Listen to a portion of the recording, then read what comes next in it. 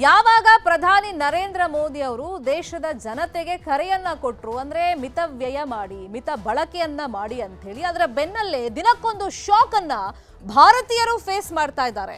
ಮೋದಿ ಮಿತವ್ಯಯ ಕರೆ ಬೆನ್ನಲ್ಲೇ ಶಾಕ್ ಎದುರಾಗಿದೆ. ಜನರಿಗೆ ದಿನಕ್ಕೊಂದು ಬೆಲೆ ಏರಿಕೆಯ ಬರೆಯನ್ನ ಹಾಕಲಾಗ್ತಾ ಇದೆ. ಚಿನ್ನ ಬೆಳ್ಳಿ ಆಯ್ತು, ಈಗ ತೈಲದ ಸರದಿ. 1 ವರ್ಷ ಚಿನ್ನ ಬೆಳ್ಳಿಯನ್ನ ಖರೀದಿ ಮಾಡಬೇಡಿ ಅಂತ ಹೇಳಿ ನರೇಂದ್ರ ಮೋದಿ ಅವರು ಕರೆಯನ್ನ ಕೊಟ್ಟಿದ್ರು. ಅದರ ಬೆನ್ನಲ್ಲೇ ಆಮದು ಸುಂಕವನ್ನ ಜಾಸ್ತಿ ಮಾಡ್ತು ಕೇಂದ್ರ ಸರ್ಕಾರ. ಹಾಗಾಗಿ ಬಡವರು ಮತ್ತೆ ಮಧ್ಯಮ ವರ್ಗದವರು ಮದುವೆ ಮುಂಜಿ ಈ ಕಾರ್ಯಕ್ರಮಗಳಿಗೆ ನಾವು ಚಿನ್ನ ಖರೀದಿ ಹೆಂಗ್ ಮಾಡೋದು, ಸ್ವಲ್ಪನಾದ್ರೂ ಬೇಕಲ್ಲ ಅಂತ ಹೇಳಿ ತಮ್ಮ ಅಳಲನ್ನ ತೋಡ್ಕೊಳ್ತಾ ಇದ್ರು. ಇದೀಗ ತೈಲದ ಸರದಿ, ಪೆಟ್ರೋಲ್ ಡೀಸೆಲ್ ದರವನ್ನ ಏರಿಸಿದೆ ಕೇಂದ್ರ ಸರ್ಕಾರ.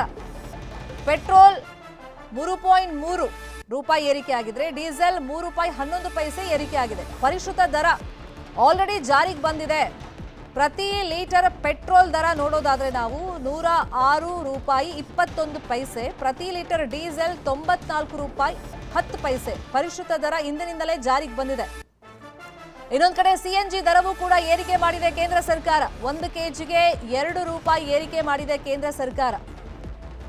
91 ರೂಪಾಯಿ 50 ಪೈಸೆ ಇತ್ತು ಈ ಹಿಂದಿನ ದರ ಸಿಎನ್ಜಿ ದರ. ಈಗ ಪ್ರತಿ ಕೆಜಿಗೆ 93 ರೂಪಾಯಿ ಆಗಿದೆ. ಇದು ಕೂಡ ದರ ಏರಿಕೆ ಆಗಿದೆ. ಇನ್ನೊಂದು ಕಡೆ ಜನ ಬದುಕದ ಹೆಂಗೆ ನಾವು ಈ ದುಬಾರಿ ದುನಿಯಾದಲ್ಲಿ ಅನ್ನೋ ಪ್ರಶ್ನೆಯನ್ನ ಮಾಡ್ತಾ ಇದ್ದಾರೆ. ಬಟ್ ಸದ್ಯದ ಪರಿಸ್ಥಿತಿಯಲ್ಲಿ ಇದು ಅನಿವಾರ್ಯ ಅಂತೇಳಿ ಬಿಜೆಪಿ ಇದನ್ನ ಸಮರ್ಥನೆ ಮಾಡ್ಕೊಳ್ತಾ ಇದೆ. ಇದರ ನೇರ ಹೊಡೆತ ಈಗ ಬಡವರಿಗೆ ಮಧ್ಯಮ ವರ್ಗದವರಿಗೆ ಆಗ್ತಿರೋದು. ಯಾಕಂದ್ರೆ ದುಡಿಮೆಯಲ್ಲಿ ಜಾಸ್ತಿ ಇಲ್ಲ, ಆದ್ರೆ ಖರ್ಚು ಜಾಸ್ತಿ ಆಗ್ತಾ ಇದೆ. ಇದನ್ನ ಹೆಂಗ್ ಬ್ಯಾಲೆನ್ಸ್ ಮಾಡಬೇಕು ಅಂತೇಳಿ ಜನ ಪ್ರಶ್ನೆಯನ್ನ ಮಾಡ್ತಾ ಇದ್ದಾರೆ. ಇನ್ನು ತೈಲ ಬೆಲೆ ದುಬಾರಿ ಆಗಿದೆ, ಗ್ರಾಹಕರಿಗೆ ಬೆಲೆ ಏರಿಕೆ ಬರೆ ಬೀಳ್ತಾ ಇದೆ. ದುಬಾರಿ ಆಗುತ್ತೆ ಸರಕು ಸಾಗಣೆ ವೆಚ್ಚ. ಇದರ ನೇರ ಪರಿಣಾಮ ಒನ್ಸ್ ಅಗೇನ್ ಜನತೆ ಮೇಲೆ ಅಂದ್ರೆ ಗ್ರಾಹಕರ ಮೇಲೇನೆ ಬೀಳೋದು. ಅಗತ್ಯ ವಸ್ತುಗಳ ಬೆಲೆ ಏರಿಕೆ ಫಿಕ್ಸ್ ಅಂತ ಹೇಳಲಾಗ್ತಾ ಇದೆ. ಅಂದ್ರೆ ದಿನಬಳಕೆ ವಸ್ತುಗಳು ಏನಿದೆ ಅದರ ಬೆಲೆ ಏರಿಕೆ ಆಗುತ್ತೆ. ಜನಸಾಮಾನ್ಯರ ದೈನಂದಿನ ಜೀವನ ಅಲ್ಲಿಗೆ ದುಬಾರಿ ಆಗ್ತಾ ಹೋಗುತ್ತೆ. ಫಾರ್ ಎಕ್ಸಾಂಪಲ್, ಈಗ ತೈಲ ದರ ಏರಿಕೆಯನ್ನ ಮಾಡಿದ್ದಾರೆ. ಪೆಟ್ರೋಲ್ ಡೀಸೆಲ್ ಏರಿಕೆ ಆದ್ರೆ ಪ್ರಯಾಣಿಕರ ಮೇಲೆ ಹೊಡೆತ, ಅಂದ್ರೆ ಸಾರಿಗೆ ವೆಚ್ಚ ಹೆಚ್ಚಳ ಅನಿವಾರ್ಯ ಆಗುತ್ತೆ.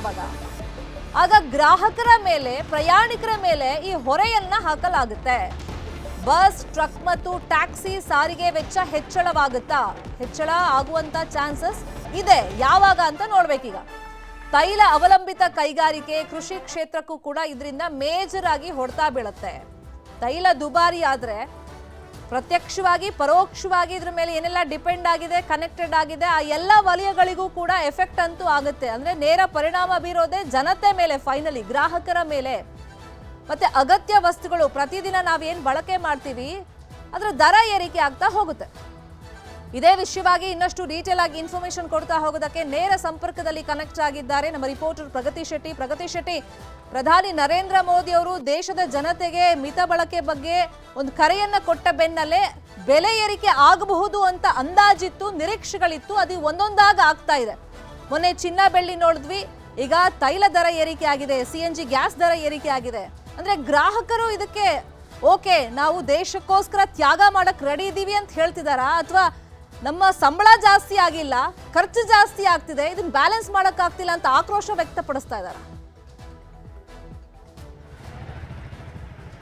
ಖಂಡಿತ ಶರ್ಮಿತಾ ಶೆಟ್ಟಿ, ಎಲ್ಲ ಕಡೆಯಲ್ಲೂ ಕೂಡ ಆಕ್ರೋಶನೇ ವ್ಯಕ್ತ ಆಗ್ತಾ ಇದೆ. ಅಂದರೆ ಪೆಟ್ರೋಲ್ಗೆ ರೂಪೀಸ್ 3.3 ದರ ಏರಿಕೆ ಆಗಿದೆ, ಡೀಸೆಲ್ಗೆ 3.1 ರೂಪಾಯಿ ಏರಿಕೆ ಆಗಿದೆ. ಅದರ ಜೊತೆಗೆ ಮೇ 1ರಿಂದ CNG ದರ ಕೂಡ ಏರಿಕೆ ಆಗಿತ್ತು. 1 ರೂಪಾಯಿ 50 ಪೈಸೆಯಷ್ಟು CNG ದರ ಕೂಡ ಏರಿಕೆ ಆಗಿತ್ತು. ಸೊ ಪೆಟ್ರೋಲ್, ಡೀಸೆಲ್, CNG ಎಲ್ಲವೂ ಕೂಡ ದರ ಏರಿಕೆ ಆಗಿದೆ. ಇದರ ಜೊತೆಗೆ ಈ ಹಿಂದೆ ಗ್ಯಾಸ್ ದರ ಏರಿಕೆ ಆಗಿತ್ತು, ಚಿನ್ನದ ದರ ಏರಿಕೆ ಆಗಿತ್ತು. ದಿನದಿಂದ ದಿನಕ್ಕೆ ದರ ಏರಿಕೆಯ ಬರೆ ಅನ್ನುವಂಥದ್ದು ಜನಸಾಮಾನ್ಯನ ಮೇಲೆ ಹೊರೆಯಾಗಿ ಕನ್ವರ್ಟ್ ಆಗ್ತಾ ಇದೆ.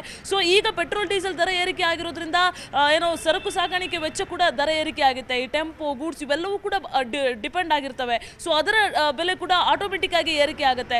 ಮಾರುಕಟ್ಟೆಗೆ ಬರುವಂತಹ ತರಕಾರಿಗಳ ಬೆಲೆ ಆಗಲಿ, ಹಣ್ಣಿನ ಬೆಲೆ ಆಗಲಿ, ಇವುಗಳ ಬೆಲೆ ಎಲ್ಲವೂ ಕೂಡ ಏರಿಕೆ ಆಗ್ತಾನೆ ಹೋಗುತ್ತೆ. ಸೊ ಪ್ರತಿಯೊಂದರದ್ದು ಕೂಡ ದುಬಾರಿ ಆಗ್ತಾ ಹೋದ್ರೆ ಈ ದುಬಾರಿ ದುನಿಯಾದಲ್ಲಿ ನಾವು ಬದುಕೋದು ಹೇಗೆ? ನಮ್ಮ ಸಂಬಳ ಬಿಟ್ಟು ಮಿಕ್ಕಿದ ಎಲ್ಲದರ ದರ ಮಾತ್ರ ಏರಿಕೆ ಆಗ್ತಾ ಇದೆ ಅನ್ನುವಂತಹ ಆಕ್ರೋಶ, ಅಸಹಾಯಕತೆ ಜನಸಾಮಾನ್ಯರ ವಲಯದಲ್ಲಿ ವ್ಯಕ್ತ ಆಗ್ತಾ ಇರುವಂಥದ್ದು. ನಾನು ಒಂದು ಪೆಟ್ರೋಲ್ ಬಂಕಲ್ಲಿ ಕೂಡ ಇದ್ದೀನಿ. ನಿಮಗೆ ವಿಜುವಲ್ ಸಮೇತವಾಗಿ ತೋರಿಸ್ತಾ ಹೋಗ್ತೀನಿ. ಇಲ್ಲಿ ಬಂದಿರುವಂತಹ ಬಹುತೇಕರಿಗೆ ಪೆಟ್ರೋಲ್ ಡೀಸೆಲ್ ದರ ಏರಿಕೆ ಆಗಿತ್ತು ಅನ್ನುವಂತಹ ಒಂದಷ್ಟು ಇನ್ಫಾರ್ಮೇಷನ್ ಇರಲಿಲ್ಲ. ದಿಢೀರಂತ ಈಗ ಏರಿಕೆ ಆಗಿರೋದನ್ನು ನೋಡಿ ಅವರು ಕೂಡ ಶಾಕನ್ನು ವ್ಯಕ್ತಪಡಿಸ್ತಾ ಇದ್ದಾರೆ. ಜೊತೆಗೆ ಈಗಾಗಲೇ ಅಂತಾರಾಷ್ಟ್ರೀಯ ಮಟ್ಟದಲ್ಲಿ ಜಾಗತಿಕ ಮಟ್ಟದಲ್ಲಿ ಏನು ದರ ಏರಿಕೆ ಆಗಿರೋದ್ರಿಂದ ಸೊ ತೈಲ ಕಂಪನಿಗಳಿಗೂ ಕೂಡ ದರ ಏರಿಕೆಯನ್ನು ಮಾಡದೆ ಬೇರೆ ಯಾವುದೇ ರೀತಿಯಾದಂತಹ ಆಪ್ಷನ್ ಇಲ್ಲ. ಅಂತಾರಾಷ್ಟ್ರೀಯ ಮಾರುಕಟ್ಟೆಯಲ್ಲಿ ಕಚ್ಚಾ ತೈಲದ ಬೆಲೆ ಏರಿಕೆ ಆಗಿರೋದ್ರಿಂದ ಬೆಲೆಯನ್ನು ಏರಿಕೆ ಮಾಡಲೇಬೇಕಾಗತ್ತೆ. ಸೊ ರಾಜ್ಯದಲ್ಲೂ ಕೂಡ ಸಾಕಷ್ಟು ಆತಂಕ ಇತ್ತು ಎಷ್ಟು ಬೆಲೆ ಏರಿಕೆ ಆಗ್ಬೋದು ಅಂತ. ಯಾಕಂದರೆ ಗ್ಯಾಸ್ ದರ ಏರಿಕೆ ಆಗಿರೋದು, ಗೋಲ್ಡ್ನಲ್ಲಿ ದರ ವ್ಯತ್ಯಯ ಆಗಿರೋದನ್ನು ನೀವು ಗಮನಿಸಿದರೆ ದೊಡ್ಡ ಪ್ರಮಾಣದಲ್ಲಿ ಏರಿಕೆ ಆಗಿತ್ತು. ಬಟ್ ಇಲ್ಲಿ ನೀವು ಗಮನಿಸಿದರೆ ಪೆಟ್ರೋಲ್ ಡೀಸೆಲ್ ಜನ ಅಂದುಕೊಂಡಷ್ಟು ದರ ಏರಿಕೆ ಆಗಿಲ್ಲ. ಅಂದರೆ 3 ರೂಪಾಯಿಯಷ್ಟು ದರ ಏರಿಕೆ ಆಗಿರುವಂಥದ್ದು. ಈ ಹಿಂದೆ ಸುಮಾರು ಗೋಲ್ಡ್ ರೇಟ್ ಎಲ್ಲ ಸಿಕ್ಕಾಪಟ್ಟೆ ರೇಟ್ ಜಾಸ್ತಿ ಆಗಿತ್ತು. ಅದು ನೋಡಿ ಜನರು ಕೂಡ ಆತಂಕ ಹೊರ ಹಾಕಿದ್ರು. ನಾನು ಮಾತಾಡಿಸ್ತಾ ಹೋಗ್ತೇನೆ. ಸರ್, ಪೆಟ್ರೋಲ್ ಮತ್ತು ಡೀಸೆಲ್ ದರ ಏರಿಕೆ ಆಗಿದೆ, ಏನು ಹೇಳ್ತೀರಾ? ವಾಹನ ಸವಾರರಿಗೆ ಎಷ್ಟು ಕಷ್ಟ ಆಗುತ್ತೆ?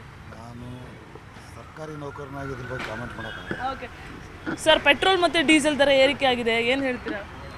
ಏನು ಹೇಳೋದು, ಆಯ್ತಾನೆ ಇರ್ತದೆ ಯಾವಾಗಲೂ ಅಲ್ಲ, ಕಮ್ಮಿ ಅಂತ ಆಗಲ್ಲ, ಜಾಸ್ತಿನೇ ಮಾಡ್ತಾ ಇರ್ತಾರೆ. ಏನು ಓಕೆ ಇದೆಯಾ? ಎಲ್ಲ ಏನು ಮಾಡೋಕ್ಕಾಗುತ್ತೆ, ಏನಂತ ಹೇಳೋದು ಹೇಳಿ. ಈಗ ಹೆಂಗೆ ಚಿನ್ನದ ದರ ಏರಿಕೆ, ಗ್ಯಾಸ್ ದರ ಏರಿಕೆ, ಪ್ರತಿಯೊಂದು ದರ ಏರಿಕೆ, ಪ್ರತಿ ಜಾಸ್ತಿ ಮಾಡ್ತಾನೆ ಇದ್ರೆ ಎಲ್ಲ ವಸ್ತು ಮೇಲೆ ಏನು ಮಾಡೋಕ್ಕಾಗುತ್ತೆ. ಈಗ ನಿಮ್ಮ ಸಂಬಳ ಏರಿಕೆ ಆಗಿದೆಯಾ? ಇವೆಲ್ಲ ಅಷ್ಟರಲ್ಲೇ ಇದೆ. ಮತ್ತೆ ಹೆಂಗೆ ಬ್ಯಾಲೆನ್ಸ್? 1000 ರೂಪಾಯಿನೇ ಪೇಮೆಂಟ್ ಒಂದು ದಿವಸಕ್ಕೆ ಬೈಕ್ ಕೆಲಸ ಮಾಡೋದು. ಹೌದಾ? ಹೆಂಗೆ ಬ್ಯಾಲೆನ್ಸ್ ಮಾಡ್ತೀರಾ ಜೀವನ? ಏನು ಮಾಡೋದು ಮೇಡಮ್, ಹಿಂಗೆ ಆಲೋಚನೆ ಮಾಡ್ತಾ ಇದ್ದೀವಿ. Okay, thank you. ಸೊ ಇದು ಇಲ್ಲಿರುವಂತಹ ಜನಸಾಮಾನ್ಯರು ಹೇಳ್ತಾ ಇರುವಂಥದ್ದು. ಅಂದರೆ ಬಹುತೇಕ ದರ ಏರಿಕೆ ಅನ್ನುವಂಥದ್ದು ಜನರಿಗೂ ಕೂಡ ಬೇಸರದ ಸಂಗತಿ. ಅಂದರೆ ಸಂಬಳ ಏರಿಕೆ ಆಗಿಲ್ಲ, ನಮ್ಮದು ಎಲ್ಲ ರೀತಿಯಾದಂತಹ ದರ ಮಾತ್ರ ಏರಿಕೆ ಆಗ್ತಿದೆ ಅಂತ ಆಕ್ರೋಶವನ್ನು ವ್ಯಕ್ತಪಡಿಸ್ತಾ ಇರುವಂತಹ ಚಿತ್ರಣ ಕಂಡು ಬರ್ತಾ ಇರುವಂಥದ್ದು. ಶರ್ಮಿತಾ, ಇಡೀ ದಿನ ಫಾಲೋ ಮಾಡಿ ಸುದ್ದಿನ. ಥ್ಯಾಂಕ್ ಯು ಪ್ರಗತಿ ಶೆಟ್ಟಿ. ಇಷ್ಟೆಲ್ಲ ಮಾಹಿತಿಯನ್ನು ಕೊಟ್ಟಿದ್ದಕ್ಕೆ.